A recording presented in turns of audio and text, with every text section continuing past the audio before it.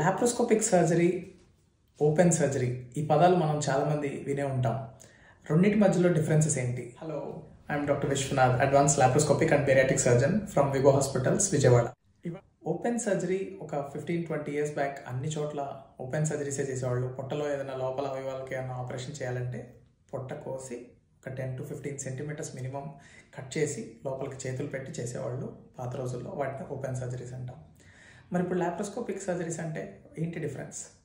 చిన్న చిన్న హోల్స్ చేసి 1 centimetre and 1/2 centimetre, that is 10 and 5 millimeters హోల్స్లోంచి మనం ఓపెన్ సర్జరీలో చేసే ప్రతి సర్జరీ లాప్రోస్కోపిక్గా చేయొచ్చు. దాన్ని ఆ చిన్న హోల్స్లోంచి చేయొచ్చు. వాటినే లాప్రోస్కోపిక్ సర్జరీస్ అంటారు. ఈ రెండింటి మధ్యలో ఏంటి డిఫరెన్సెస్? లాప్రోస్కోపిక్ సర్జరీలో చిన్న కట్స్ చేయటం వల్ల పెయిన్ చాలా తక్కువ ఉంటుంది అండ్ ఆ చిన్న కట్స్ అవటం వల్ల హీలింగ్ చాలా ఫాస్ట్గా ఉంటుంది. ఇవాళ సర్జరీ అయితే రేపు పేషెంట్ స్నానం చేయొచ్చు, ఆ పుళ్ళు ఆ కట్స్ తడిచిన ఇన్ఫెక్షన్స్ రావు. ఓపెన్ సర్జరీస్లో సర్జరీ అయిపోయాక కనీసం ఒక 2 weeks వరకు రోజు మనం డ్రెస్సింగ్స్ చేయాలి. ఇన్ఫెక్షన్స్ వచ్చే ఛాన్సెస్ ఎక్కువ. అండ్ ఓపెన్ సర్జరీస్ హీలింగ్ సరిగ్గా జరగనప్పుడు ఆ స్కార్లో ఫ్యూచర్లో హెర్నియాస్ రావచ్చు. బట్ లాప్రోస్కోపిక్ సర్జరీలో హెర్నియాస్ అనేవి చాలా చాలా రేర్. అండ్ బ్లీడింగ్ ఓపెన్ సర్జరీస్లో చాలా ఎక్కువ బ్లడ్ లాస్ ఉంటుంది. లాప్రోస్కోపిక్ సర్జరీస్లో blood loss is very very minimal.